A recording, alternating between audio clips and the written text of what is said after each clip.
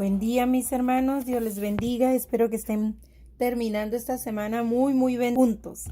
Y terminamos la clase de esta semana con el tema que se llama Tenemos herencia.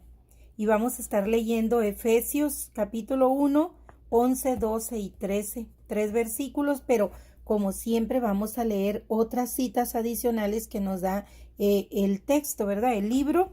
Y dice, empiezo. Ya hemos estudiado que en Cristo tenemos una redención maravillosa y que en Él nos ha sido revelado el plan bondadoso de salvación que Dios se había propuesto llevar a cabo para la humanidad mediante el sacrificio de Cristo. Ese fue el medio por el que recibimos las bendiciones. ¿Qué bendición recibimos? ¿Qué fue lo que recibimos cuando fuimos salvados en esa cruz? Eso es lo que vamos a estar viendo hoy, este día, para cerrar esta clase. Solo quiero, antes de continuar, recordarles que esta clase se llama Las verdaderas riquezas del creyente y está basado en el capítulo 1 de Efesios y hemos leído desde el 7 hasta el 13, vamos a concluir hoy.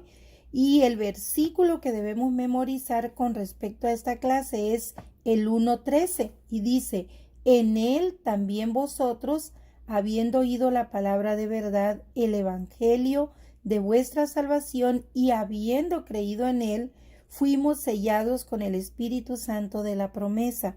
Entonces, hoy vamos a estar también aprendiendo qué significa en él. Todas las bendiciones que hemos recibido junto con la salvación, aquí el autor las encierra en 3 puntos. Primero, que las recibimos las bendiciones como herencia, porque fuimos adoptados como hijos.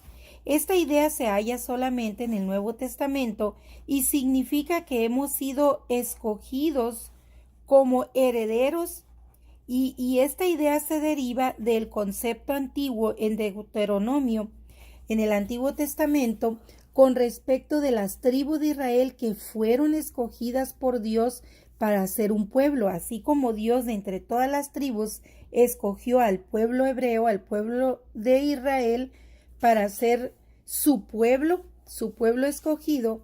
Así también Dios en Cristo nos escogió.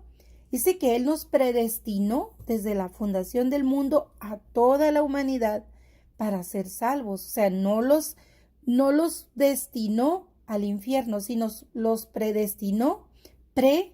No es que todos van a ir al cielo, sino predestinó a toda la humanidad. Es decir, que cuando Él envió a su Hijo, no lo envió para salvar a los escogidos, sino lo envió para salvar a todos. Pero en Él es donde nos escogió. ¿Cómo el Señor nos escogió? En aquel momento en que en un púlpito o en un parque o donde sea, en la radio, en la televisión, en el internet, se predica la palabra. En ese momento que la palabra se predica y alguien la está escuchando, ahí está la predestinación. La palabra está siendo enviada a cualquier persona, sin acepción. Esa es la predestinación. Dios permite que todo mundo reciba la palabra. Ahora bien, de todos los que están recibiendo la palabra, aquellos que por fe la reciban y crean en Jesucristo, esos son los escogidos para salvación, pero a todos se les dio la oportunidad. En eso consiste la predestinación. La oportunidad es para todos, pero en Él significa que los que creyeron en Cristo, en Él los escogió, en la fe que tuvieron al oír la palabra y procedieron a arrepentirse para en Él vivir a partir de allí. Por eso los escogidos son en Él. Eso significa el versículo 13 cuando dice que en Él fuimos escogidos. En la fe, a través de la palabra. ¿La fe en quién? En Cristo. En Él fue que creímos. Entonces, la diferencia, predestinación para toda la humanidad. Escogidos solo aquellos que creyeron y dieron esa vuelta, que es lo que significa arrepentirse, y siguieron caminando ya no como iban, sino ahora en Él. en Cristo Jesús. Espero que no los haya enredado y que haya quedado más claro, ¿verdad? Sigo leyendo entonces.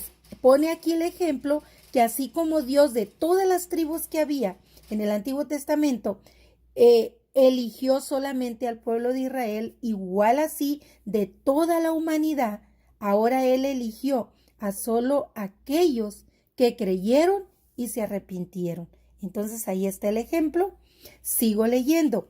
Entonces, esto es una relación bienaventurada de cualquier modo y fue posible gracias a Cristo Jesús, porque la iniciativa y la acción son exclusivas de Dios. Acuérdense que somos salvos por gracia, no tenemos que hacer nada, solo arrepentirnos, pero aún así el arrepentimiento es producto de la fe que viene del Señor, no es de nosotros. El punto 2, ya leímos el 1, que heredamos esa herencia como hijos. Ahora, también fuimos herederos por predestinación, que fue lo que les expliqué hace un momento. Y les leo lo que el libro dice. Los límites y las condiciones han sido predeterminadas en el ámbito celestial antes de la creación del mundo.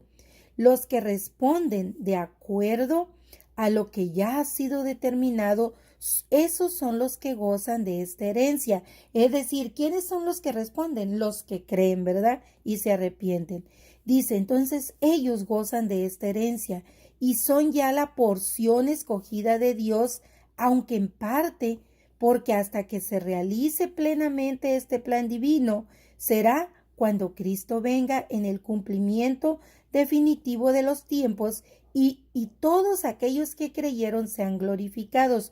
Por eso es el principio de la salvación, creer y arrepentirse, porque la salvación habrá concluido cuando lleguemos a morar con el Señor y en un cuerpo glorificado, santificado y glorificado. Entonces culminará la salvación.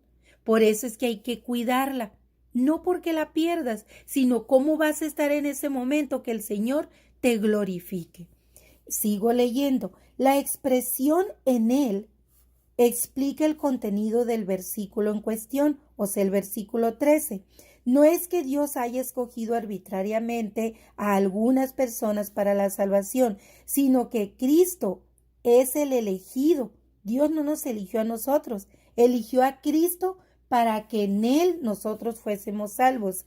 Entonces dice el libro, Cristo es el elegido y los que lo recibimos como nuestro Salvador, le obedecemos y le servimos. También a nosotros nos elige Dios en Él. ¿Ya vieron la condición para que el Señor nos elija? Una vez que fuiste salvo, le obedeces y le sirves. Acabo de leerles la condición. Dice, a los que le recibimos y fuimos salvos, le obedecimos y le servimos. También nosotros fuimos entonces elegidos y escogidos por Dios en Él. Ahí está, se lo leí de nuevo.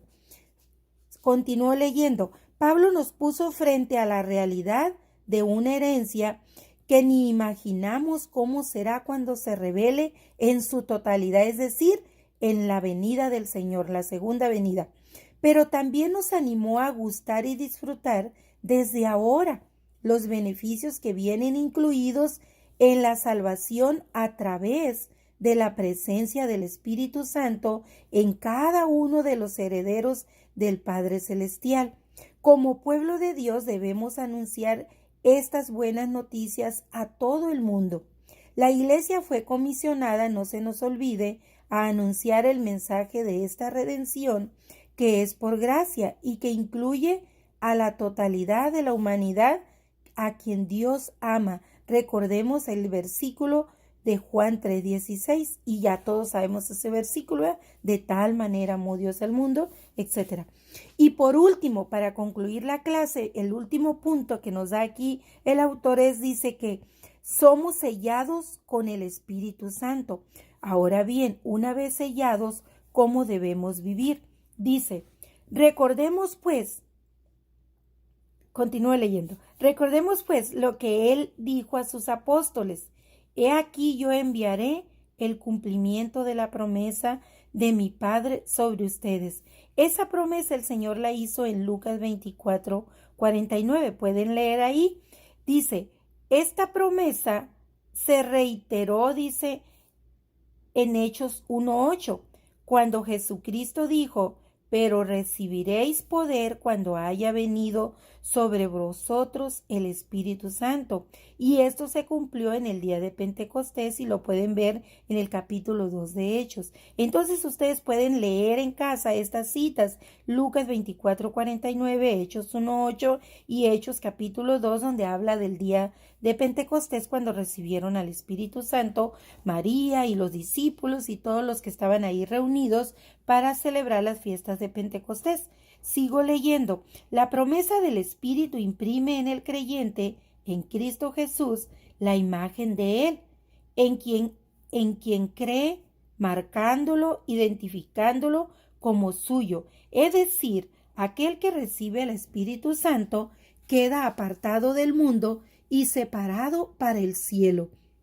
Esa es una gran responsabilidad, mis hermanos. Les voy a leer de nuevo, Todo aquel que recibe al Espíritu Santo, dice, queda apartado y separado del mundo, apartado del mundo y separado para el cielo. ¿De acuerdo, mis hermanos? Mediten en eso. Ser sellado con el Espíritu es ser declarado como uno que ya no pertenece al mundo, sino que ahora pertenece a Dios, que fue comprado y pagado el precio con la sangre de Cristo Jesús derramada en la cruz. Ahí está. Por eso es que tenemos que tener cuidado cómo vivimos si ya fuimos salvos, porque aquí lo expresa, ¿verdad? Que fuimos sellados porque ya no pertenecemos al mundo. El sello significa que ahora tenemos otro dueño, y ese dueño es nuestro Padre Celestial, que nos compró con la sangre de su Hijo amado derramada en la cruz. Pablo dijo a los Efesios, si alguno no tiene el Espíritu de Cristo, no es de Dios. Y eso lo pueden también, dice ustedes, lo pueden reafirmar en Romanos 8:9. Déjenme les leo Romanos 8:9.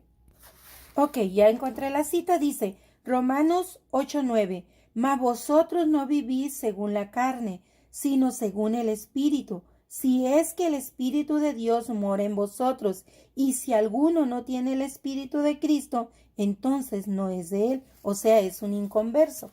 Ok, eso es lo que dice Romanos 8:9, que nos da esa cita aquí. Y sigo entonces leyendo, permítame, y dice,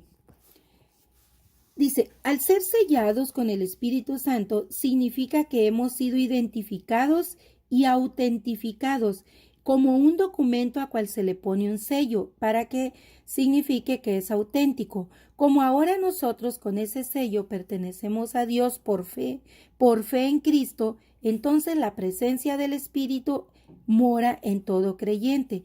Esa presencia es la garantía de este hecho, de que ya fuimos salvos. Representa un depósito en garantía por anticipado de todo lo que será cumplido en cada uno de los creyentes cuando more con Dios por medio de su gracia. El ser sellados con el Espíritu Santo es el comienzo en cada uno de una buena obra que, siendo la obra de Dios, poco a poco va a ser perfeccionada en Cristo Jesús a su debido tiempo. Y nos manda a Romanos 8:23 y les leo en Romanos 8:23, permítame. Y Romanos 8:23 dice, y no solo ella, les voy a leer el 22 porque ahí inicia, porque sabemos que toda la creación gime a una, y a una está con dolores de parto hasta ahora.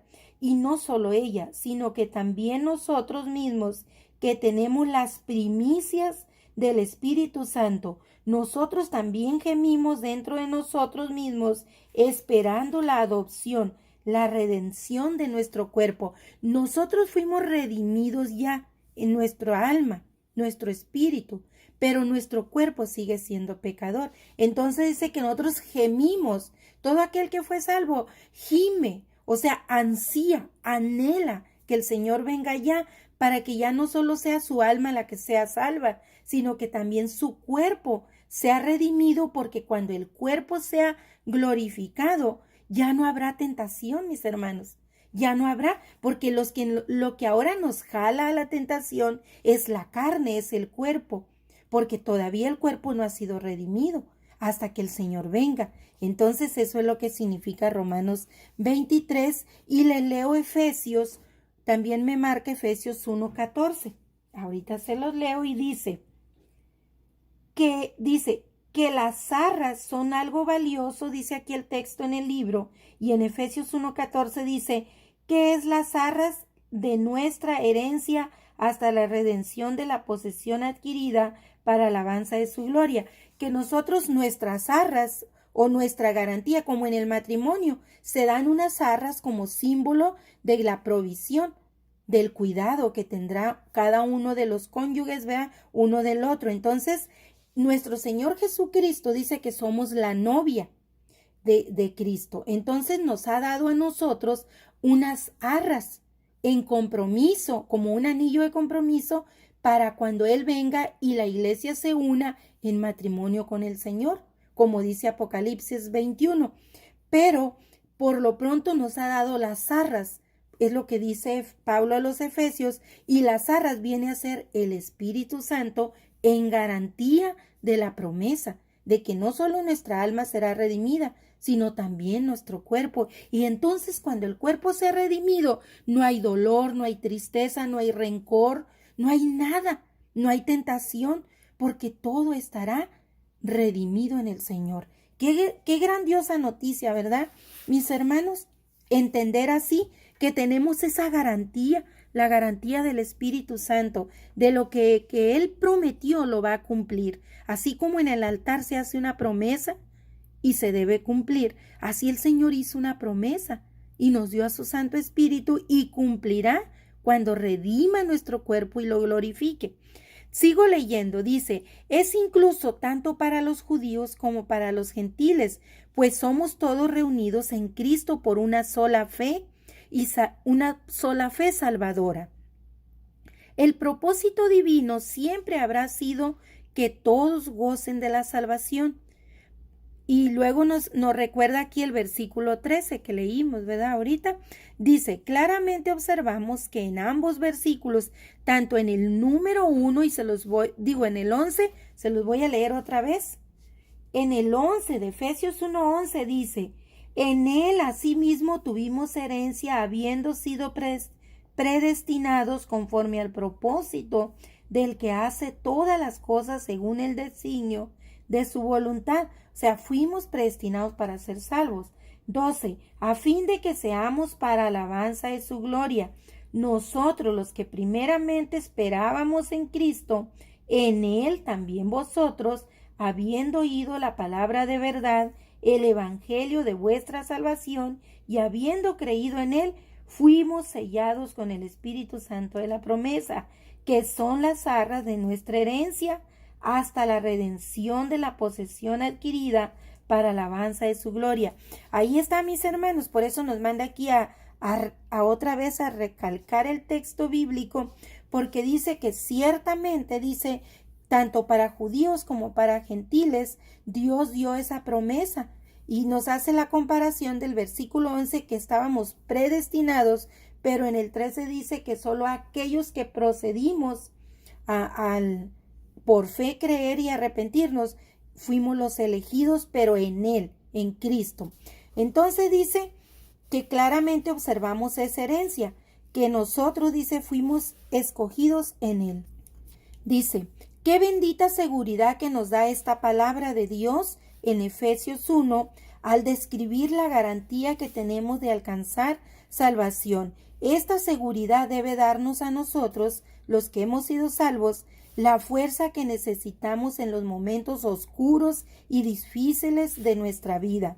Es la que debe hacer florecer la esperanza en cada uno de nosotros de que estamos en las manos de Dios y que Él nos ha garantizado la salvación a través de su Santo Espíritu que guía nuestro camino en Él. Siempre que vemos en Él es en Cristo, ¿verdad? Y concluimos diciendo, aunque es imposible dimensionar la magnitud y profundidad de la salvación que Dios nos regaló en Cristo, debemos agradecer todo lo que el Señor hizo por rescatarnos de la esclavitud en la cual vivíamos cuando nos manteníamos en el pecado. Por otro lado, debemos ahora disfrutar de esta salvación que nos dio la libertad no solo de lo que nos esclavizaba, sino también que nos otorgó la libertad para hacer el bien y amar a otros. Y con el mismo amor con que Dios nos amó y nos salvó a sí mismo, llevar esa salvación a través de su evangelio a todas las demás personas y amarles por siempre en Él. ¿Se fijan que esta clase empezó en Él y concluyó en Él? Porque nuestra vida, a partir de que le conocimos, que fuimos salvados y sellados, nosotros vivimos en Él. Cada que usted se ponga iracundo, se ponga en pesadumbre, en depresión, en todo aquello que no le agrada a Dios, recuerde esto, que a partir de que usted fue salvo, usted ya no vive por usted mismo, sino vive en Él. Y entonces recuerde si a Él le agradará lo que usted está pensando, haciendo o diciendo. Y esa forma nos va a ayudar para autocorregirnos, pero pensando que estamos en Él, en su palabra, en su promesa, en su garantía, en su Santo Espíritu.